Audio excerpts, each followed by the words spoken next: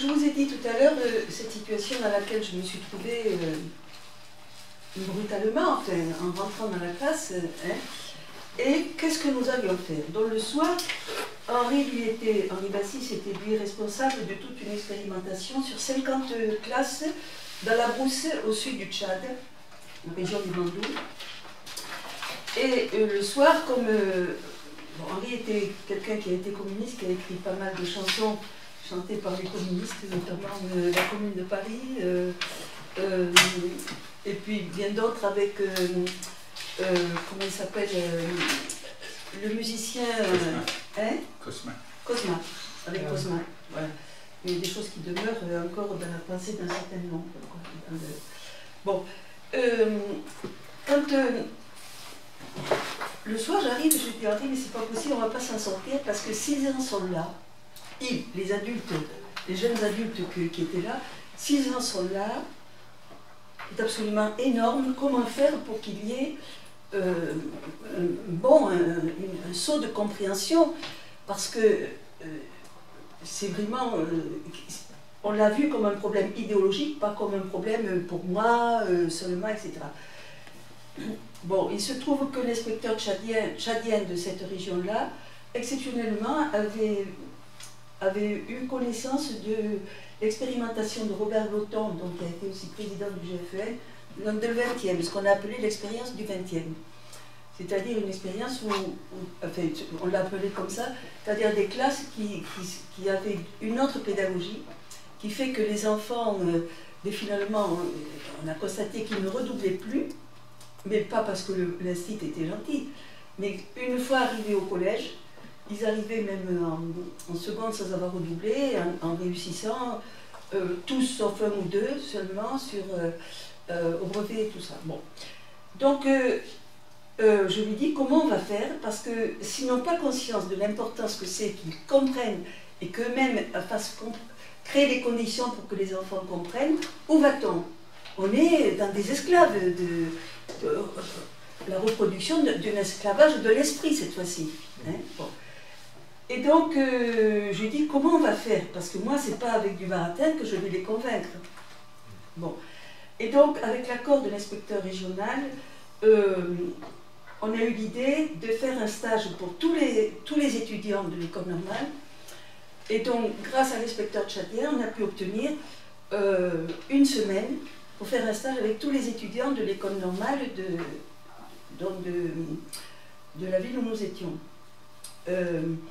Et là, pas question que nous, les Blancs, nous allions montrer comment faire en classe.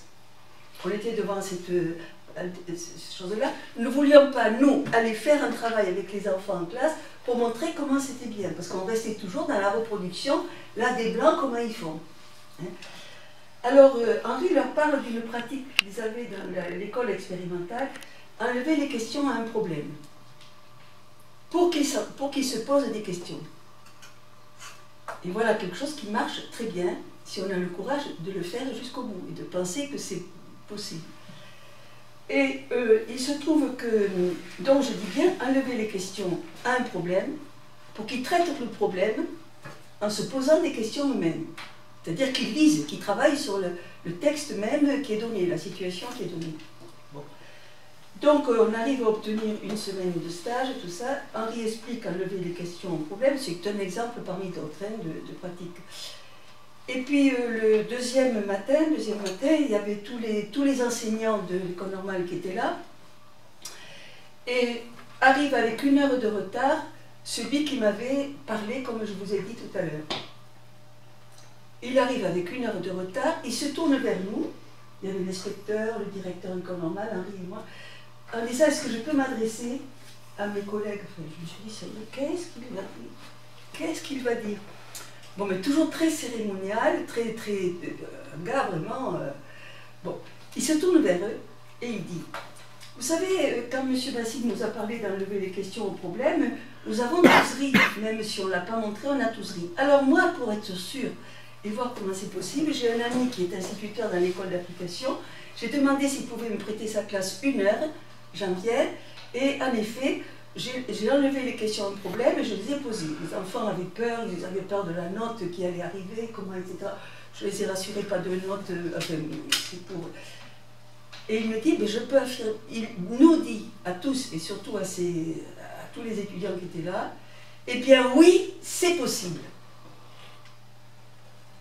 Alors là, renversement de la situation, dont la prise de conscience, c'est ça qui serait intéressant d'analyser, elle est venue d'une praxis qu'il a osé faire, enfin d'une pratique qu'il a osé mettre en route, vous voyez, avec tout un enjeu. Bon, et finalement celui-ci, donc bouleversement pour tous, enfin bouleversement ça pour tous, et je peux vous dire qu'à partir de là, nous avons décidé de faire, il nous a été demandé de faire un stage pour les, tenez-vous bien, les 800 instituteurs de la région. L'inspecteur a dit, je veux ça dans une semaine. Il dit, non, non, pas dans une semaine, dans un mois. Je dis, mais ils sont fous, complètement fous.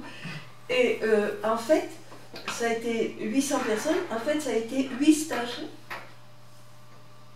Donc tout le travail de formation avec, de formation pédagogique avec eux, ils sont devenus, enfin, c'est pas eux qui sont devenus responsables de ces 8 stages, c'est des assistants français dont le frère de l'un est encore aujourd'hui, et toujours aujourd'hui, président du GFPLM, parce que ça a été aussi un choc.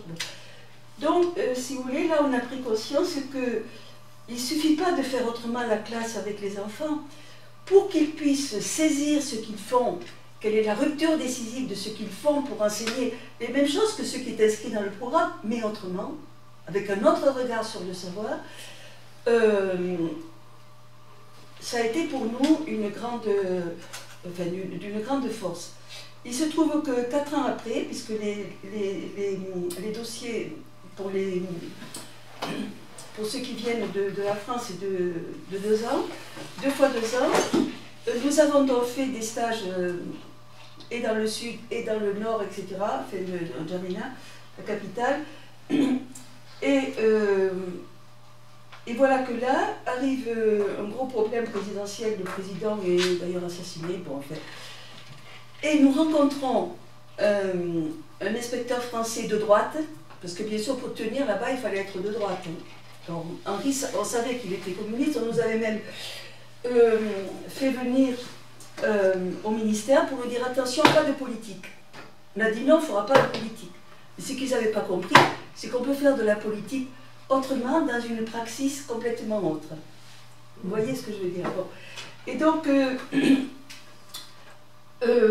puis le correspondant du ministère français vient à N'Djamena, nous demandons une rencontre. Ben voilà, vous ne serez plus renouvelé, votre dossier ne sera plus renouvelé, donc demandez vite votre réinscription en France. Nous l'avons fait et il nous a posé tout un tas de questions, il y avait toute une liste de questions, toutes les fois il y a eu réponse par la pratique telle que nous la faisions, etc. Et à la fin, là, il a poussé les feuilles qu'il avait, il s'est reculé, le représentant du ministère de France, hein, et nous a dit de toute façon, vous êtes dangereux, vous leur apprenez à penser.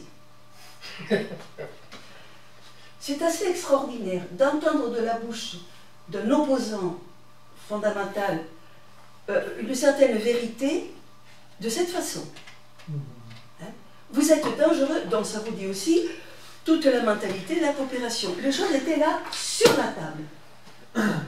Et donc nous sommes rentrés comme ça en France en nous disant, et c'est là où nous avons une rupture au sens positif du terme dans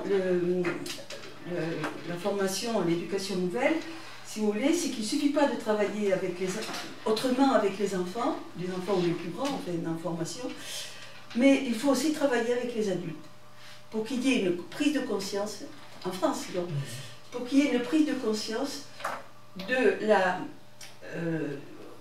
ce qui se tient entre la pédagogie, l'action quotidienne à la classe et la façon dont on conçoit les contenus, et comment dire,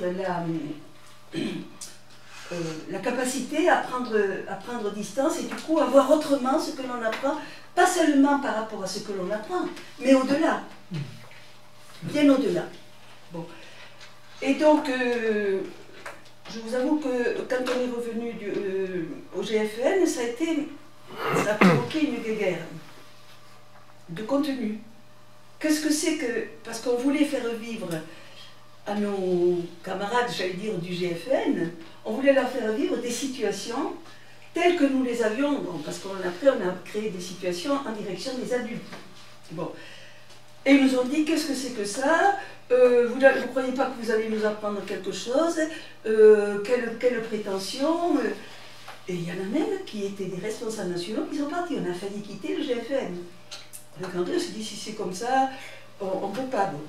Et puis il y a eu un renversement parce qu'on a fait vivre une démarche. Bon, je peux parler de ça.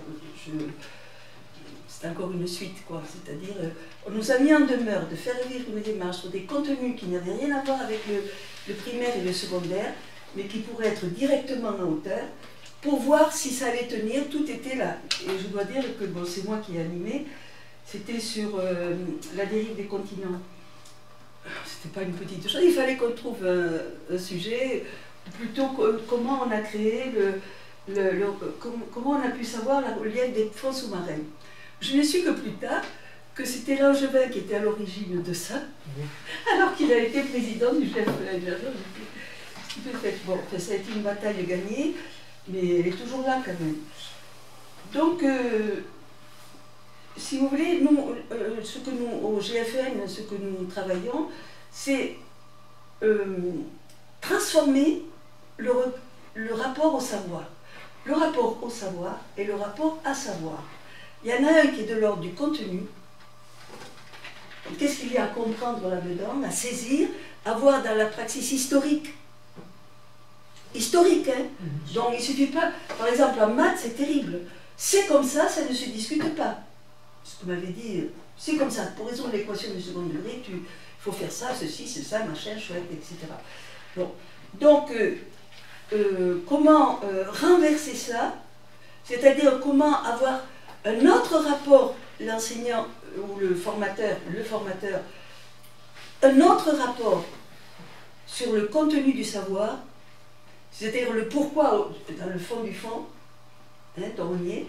Alors ça c'est le rapport au savoir, et le rapport à savoir, qui est le verbe savoir, c'est-à-dire l'action de savoir, comment créer les conditions pour que ce soit le sujet lui-même, l'enfant, l'adolescent ou l'adulte, le sujet lui-même qui se construise ça. Alors ça ne veut pas dire que l'enseignant, il n'a qu'à aller boire un coup dehors, non. Ça demande un travail en amont terrible de l'enseignant. C'est-à-dire, dans quelle situation je vais les mettre? Quelle situation je vais proposer? Je souhaiterais, si c'est possible, à un moment donné, qu'on puisse faire ça ici.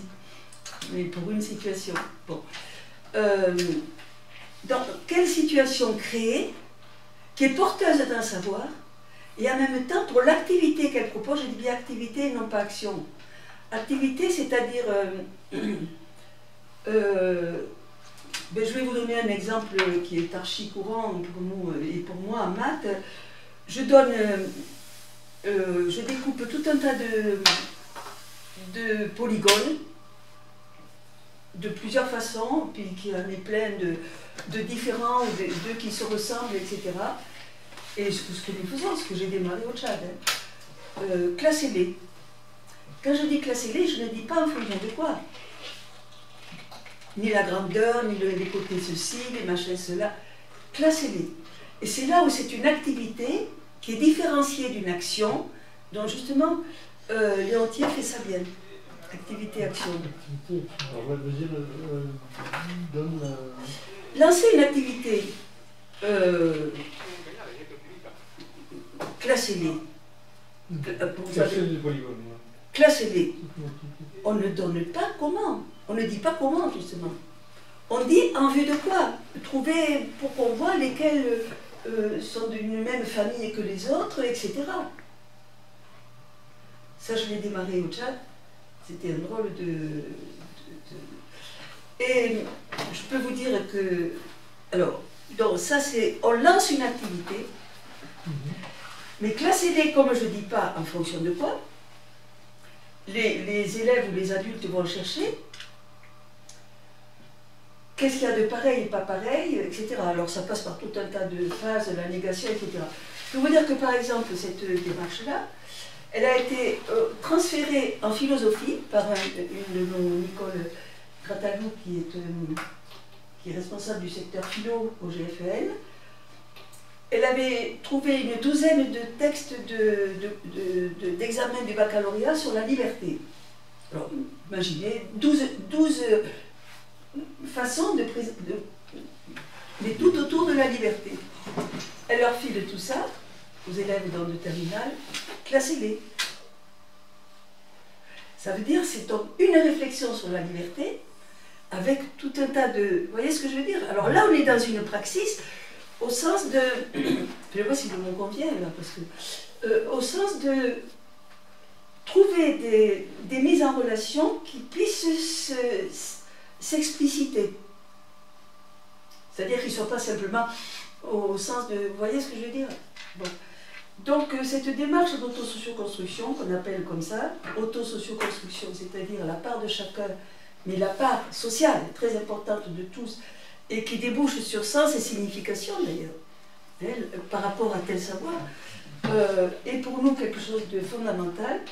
Et voilà pourquoi nous continuons à travailler avec un certain nombre de personnes qui sont profs, donc aussi bien de philo, d'histoire, de ceci, de cela, ou de poésie, et voilà. Alors évidemment, tout ça c'est sur le temps bénévole, puisque c'est pas... mais nous avons quand même des groupes en France, et même à l'étranger, puisque nous avons Langevin et Vallon, qui ont été présidents du GFEN, étaient dans la suite de ce qu'on appelait... comment ça s'appelle, au niveau international. Je veux citer, sur le lien. Le lien international d'éducation nouvelle. Pourquoi? C'est pas un hasard s'il est né au lendemain de la Première Guerre mondiale. Première Guerre mondiale.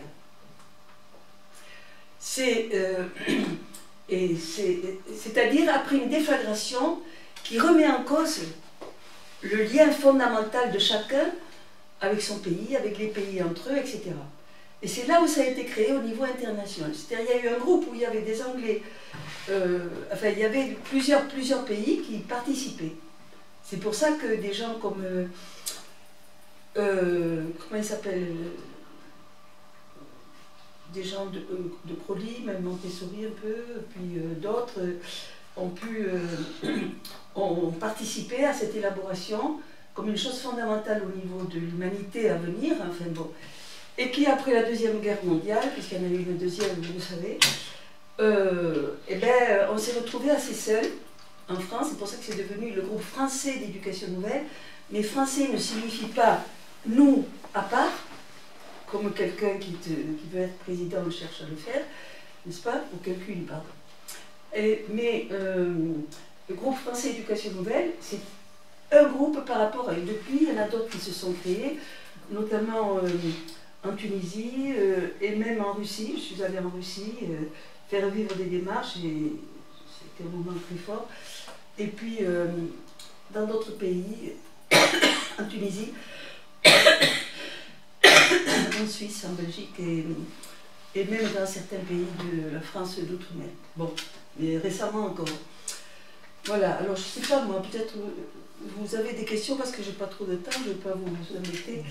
Donc nous continuons, et je dois vous dire que c'est avec Michel Hubert que finalement, moi je n'avais pas réalisé l'autre fois, je m'en excuse, que finalement nous avons créé cet institut Henri Vallon à partir de circonstances extérieures qui font que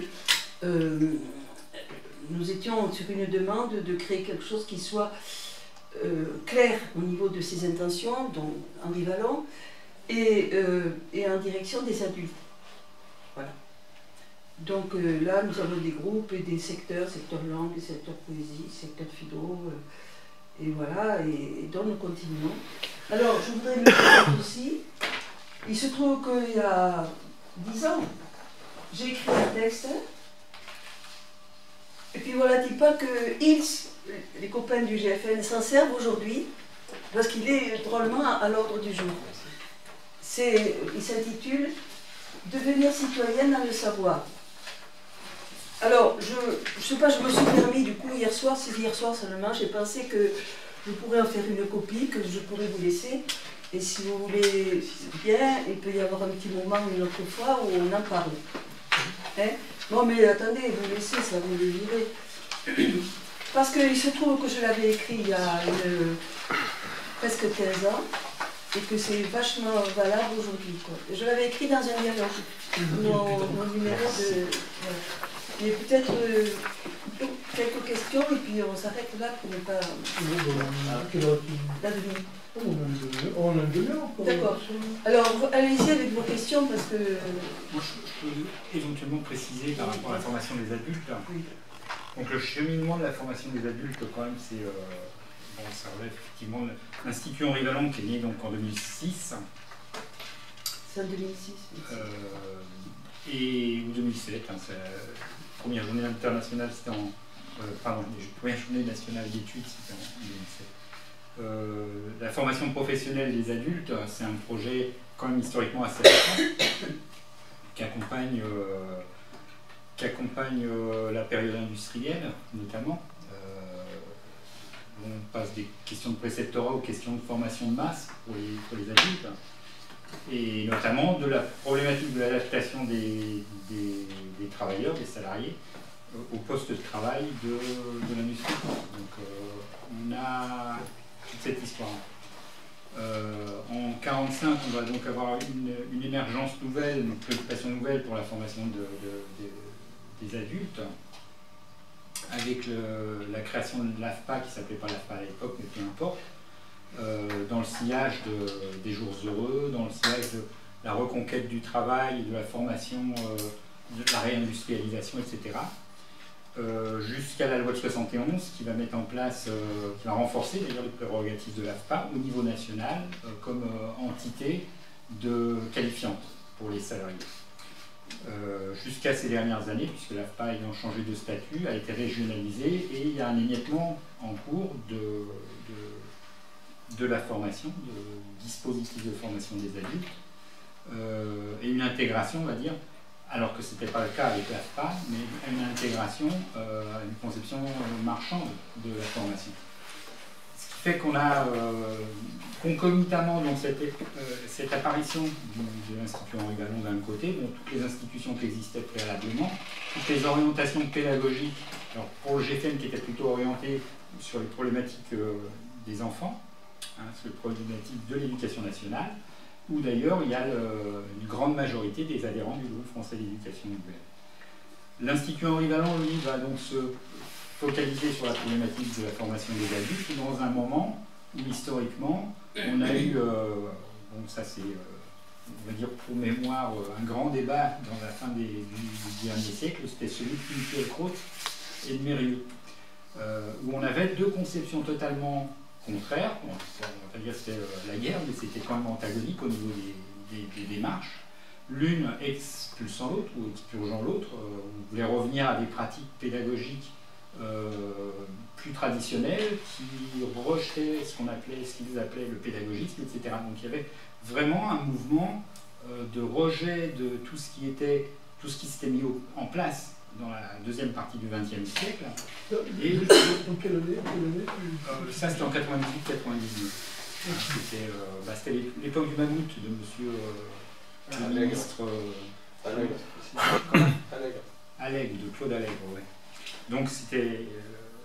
Mérieux était... l'UFM, non? Ouais, il était à l'origine de la réorganisation, on va dire, de la formation des maîtres. Oui. Et donc est arrivé tout un mouvement contradictoire qui a donc mis une sorte de barrage, mais qui était très fort, quoi, de la part avec investissant le champ des parents, donc qui s'impliquaient dans cette démarche-là, et les enseignants qui, eux, avaient une vision, c'est un petit peu ce qu'on évoquait tout à l'heure, ils avaient aussi leur représentation de la formation, de l'enseignement, qui était on va dire, un peu traditionnaliste. Donc les mouvements, on va dire, d'éducation nouvelle, l'éducation nouvelle était un peu sur la brèche dans ces années-là parce qu'ils étaient confrontés à une situation où il y avait des remises en question profondes et des difficultés à en débattre. L'Institut Henri Vallon est venu donc quelques années plus tard et il intervient sur le champ de ces activités-là. Donc un champ qui a été ravagé par un troupeau de sangliers au niveau de la formation des adultes. L'AFPAC a été régionalisée, marchandisée, puisque pendant quelques années quand même l'AFPA a été soumise à des défauts de crédit importants qui conduisaient à des désastres au niveau des dispositifs de formation.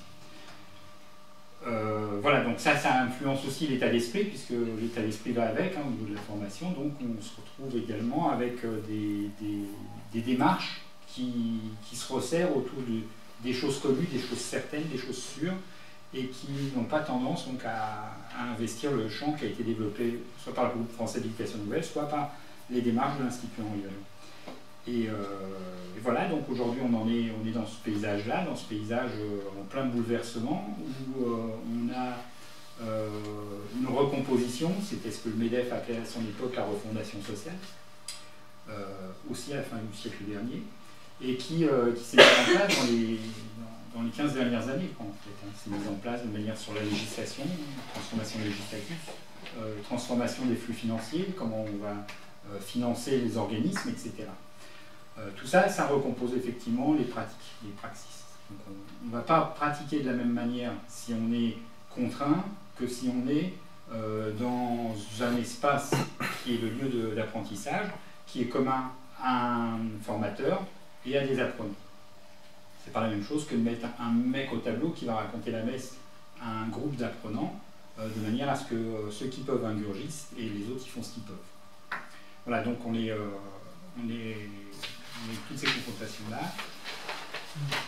Oui, non, une petite question, mais quelle était la position du groupe GFEN par rapport à Mérieux? Mérieux fait partie du groupe français d'éducation. Oh, non, il n'est pas du tout adhérent, hein. Il nous a souvent tourné le dos. Maintenant un peu moins, puisqu'il est en train de signer, de co-signer un truc. C'était loin d'être évident, je peux vous le dire. Parce que Mérieux ne supportait pas que le GFN puisse avoir quelque chose dans son histoire avec le communisme. Ah. Il est comment... Il évacuait Vallon... Ah ben oui. Ah ben oui, moi je peux vous dire, il y a une thèse qui a été faite à Genève par une amie sur justement la question du savoir et de savoir, où elle fait beaucoup référence au GFN et à mon travail aussi. Et il se trouve que Mérieux était dans son jury, et il y avait 200 personnes qui étaient là. J'étais folle de rage parce qu'il s'est permis de dire « Dommage que le GFN ait eu sa source dans le communisme, devant tout le monde. » Je ne supportais pas, parce qu'en plus... Parce que c'est un trotskiste. Comment? Il est trotskiste, non, Mérieux, c'est pas ce qu'on se disait. Non, je ne sais même pas s'il est trotskiste. Non, non, mais attendez, je ne le crache pas sur Mérieux, mais je veux dire, il est loin d'être au clair idéologiquement, quoi. C'est lui, c'est celui de Mérieux. Maintenant, il vient de signer un texte lancé par le groupe de Lyon, qui est un manifeste que vous pouvez trouver dans le site du GFN. Moi j'ai lu un autre livre. Qu'est-ce que tu as lu? J'avais lu de Boltancy et de Chapelot, Le Nouvel Esprit du GFN. Si tu veux, où là, pour le coup, il récupère la critique artiste issue de Nation pour investir pour les plus mauvaises conséquences, si tu veux, le management et l'éducation. Mais pas pour en faire des citoyens qui s'approprient la pratique. Non, il y a pour une qu'il y ait une déconstruction du savoir pour que les gens ne soient absolument plus capables de pouvoir même penser C'est ça le problème, c'est qu'une fois que tu as évacué la dimension marxiste du truc, tu te retrouves avec un pédagogisme qui, parfois, est un abandon de la capacité même d'analyse, qui est pire encore que la situation de départ. Oui. Tu vois, le truc, c'est que si tu évacues la dimension qu'il y a dans Vallon, Léontiev, etc., pour ne récupérer qu'un spontanéisme idéologique, issu de la critique la critique artiste de mai 68, comme il le décrit très bien dans le nouvel esprit du capitalisme. À ce moment-là, tu te retrouves avec, autant dans le management, puisque dans le management, tu as la même chose, puisque là, dans le management, tu reprends la critique artiste pour te dire que, effectivement, tout le monde, on se tutoie tous, soi-même, on se donne ses propres notes, etc. Donc, c'est retourner totalement, si tu veux, en évacuant la dimension communiste et marxiste, en simplement un outil de contrainte supplémentaire qui te fait renvoyer avant le niveau précédent. Alors, au niveau de la tu vois, c'est quand même c'est dangereux, quoi. Mais alors pour moi, effectivement, je crois qu'il y a eu une évacuation dans le pédagogisme de toute la dimension voilà. de ballon. Bien sûr, bien sûr.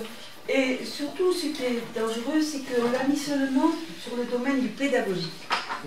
Et pour nous, le domaine du pédagogique et comment on fait pour transmettre. Pour transmettre, est insuffisant. Et nous sommes certainement le seul mouvement dit d'éducation, enfin pédagogique et tout ça. Moi, je refuse le terme seulement du pédagogique, parce que ce qui est important, c'est quoi qu'on enseigne? Pour faire quoi? On est toujours dans le pourquoi et pas seulement dans le comment. C'est pour ça que j'insiste sur les deux dimensions, transformation du savoir et ce que j'ai dit tout à l'heure, à savoir, quoi. Et je voudrais dire que le Parti communiste, où Henri a écrit des chansons qui sont connues par des milliers de gens, bon. C'est un historique, quoi. Oui. C'est un historique, quoi. Bon, ne nous a pas aidé, un certain nombre de responsables du Parti communiste nous disaient, oui mais attendez, d'abord c'est le travail, c'est la transformation de l'action immédiate, bon, et ça c'est plus tard, c'est quand on aura une autre société qu'on pourra penser à ça plus tard. Moi ça m'a marqué, ça m'a épouvanté, parce que justement, la preuve pouvait être faite, mais faut-il encore aller voir où elle peut être faite, à quel endroit et comment, bien sûr, il est possible quand même, dès l'école, bon sang, on y reste combien d'années à l'école? Vous vous rendez compte que ça pose sur un être humain pour toute sa vie, ça le conditionne. Donc si on ne commence pas ici aussi, je ne dis pas qu'il ne faut pas le faire sur la production, bien entendu, mais là il y a une production de l'être humain. La preuve, ce que m'a répondu cet étudiant-là. Les mathématiques, ça ne se comprend pas, ça s'apprend, point. Donc on est dans l'obscurantisme total. C'est ça le libéralisme. Donc la question de l'éducation, et on a eu parfois des démêlés, enfin c'est beaucoup dire, y compris dans le Parti communiste, pour défendre la cause d'une bataille ici et maintenant. Vous comprenez? Au niveau politique. Donc pour nous, c'est une dimension politique. C'est pour ça qu'il y a ça. Devenir citoyen dans le savoir, dont je l'avais écrit il y a plus de 10 ans dans un dialogue, enfin plus long, là il a été raccourci, il figure dans le dernier texte d'un livre qui est sorti il n'y a pas longtemps, et je voudrais dire que depuis 20 ans, il y a une vingtaine de livres qui sont sortis du GFN. Bon, moi j'en ai écrit 3, Henri en a écrit plusieurs, lui il avait écrit beaucoup de chansons et tout ça, par exemple, l'un des premiers qu'il a écrit, là, au niveau pédagogique, et quand c'était transformé en acteur pédagogique. Je cherche, donc j'apprends. Bon, ça on ne le trouve plus, il est fini. Mais, il en a écrit bien d'autres. Hein. Bon, moi-même, j'ai fait un travail dans les situations en maths, justement. Alors, il y a 2 volumes, en fait. Il y en a un sur l'arithmétique et l'autre sur la géométrie. Et toujours à partir de quelle situation, y compris dès la fin de maternelle, quelle situation présenter et lancer auprès des élèves, des enfants, qui leur permettent de se poser des questions. Non pas de bien répondre aux questions habituelles du maître, mais de se poser des questions et du coup, chemin faisant, de construire. Alors évidemment, attention, hein, ce n'est pas la non-directivité où l'enseignant est dans un coin. D'abord, il est là en amont pour oser parler, chercher une situation. Je vous ai parlé de la philosophe avec ses, qui est toujours là, hein, Nicole, avec ses exemples sur la liberté. Alors, c'est quoi la liberté? Ça veut dire qu'il est archi présent, mais souvent, il se tait. C'est les enfants. Le problème, c'est qu'il faut qu'il ait ça à l'écoute, pour ensuite pouvoir, dans les petits groupes ou dans le grand groupe, pouvoir mettre en relation des avis différents, mais quand même dont la différence permet d'avancer. Pas pour dire, tu vois, celui-là, il a raison, et celui-là, il se trompe un peu là-dessus. Jamais de la vie. Hein, c'est-à-dire dans... Et donc, ça demande aussi un mode d'animation qui n'a rien à voir avec ce qu'on apprenait, et on apprend encore. Maintenant, on n'apprend plus, puisque c'est à la fac que tout se passe. Donc, je suis très en colère. Bon. Hein? Il faut pas être en colère. Oui, non, mais en fait, j'ai une colère qui ne me quittera pas. C'est de voir comment on peut déformer... parce que la question de savoir et à savoir, c'est pas seulement sur le programme dit de français, de maths ou d'histoire, de ce que vous voudrez. C'est le renversement de notre mode de penser et de faire. Et donc, on est au cœur de la dialectique entre savoir et faire. Je dis bien dialectique. Et c'est là où, quand on parle de pédagogie, on n'est que sur le faire. Mais là-dedans, il n'y a pas de fer de lance. Hein. Bon, comprenez ce que je veux dire? Et c'est là où nous nous déterminons différemment. Donc, complètement différemment. C'est à poser la dialectique. Je m'étais permis d'écrire, c'était après le décès d'Henri, ça, se construire dans le savoir, qui n'existe plus, puisqu'il est pas pérenné. Il est... non, il est tout à fait d'actualité, toujours. Se construire dans le savoir, et en formation à l'école et en formation d'adultes. Je suis en train de penser à un autre écrit qui reprendrait un certain nombre de choses là, qui sont très importantes. Et puis, bon, si vous allez dans le site du GFEN, vous verrez aussi la liste de toutes les... J'ai juste une question. En fait, je me suis toujours posé sur les querelles qu'il y avait entre les pédagogistes et... Pédagogie. Ah, les pédagogistes, il y a eu toute cette période. Les pédagogistes contre, je me rappelle. Les républicains, c'est oui, enfin les classiques ou les... C'est une stupidité. Enfin, grave. Gravissime. Oui, je comprends. En fait, moi, ce qui m'a toujours posé... C'est pas que j'ai posé problème, c'est... Je vois bien le dispositif. Hein. Je vois bien le dispositif un peu de remettre un peu l'apprenant. Le problème, c'est par rapport au dispositif, quelle dynamique réelle, vivante. Le dispositif n'est rien si on ne voit pas pour quelle dynamique. Oui. Et en fait, j'ai toujours posé la question sur la... Parce qu'il y a toujours une transmission. Il n'y a pas une génération spontanée. Elle n'est ni spontanée, ni transmission verbale. Ouais. Elle est à partir d'une situation, dégager des questionnements, des avancées de la pensée qui permettent, je peux vous dire que si on l'appelle, nous, auto-socio-construction, on insiste sur auto-socio, parce que souvent la pédagogie n'est pensée qu'en termes de jeu, l'auto. Jeu. Et puis quand l'enseignant, quel qu'il soit, s'adresse, c'est à toi, alors là c'est toi. Bon, alors bien sûr qu'il y a toi et toi, c'est pas le même. Hein, mais aux sociaux, parce que les deux sont en dialectique. Bon, j'ai apporté des... Nous avons créé, j'ai participé énormément, je le reprends. Vous avez aussi tout un texte que vous pouvez trouver dans le site du GFN sur ce qu'on appelle dans la démarche d'auto-socio-construction, que j'ai écrit moi-même et je voudrais le reprendre pour le travailler encore plus avec Vygotsky, Leontiev notamment, ainsi que Wallon et d'autres. Démarche d'auto-socio-construction, c'est un peu... C'est même pas nous qui avons trouvé ce mot. C'est quelqu'un qui disait, mais finalement, chacun est concerné, chacun dans son unicité, oui.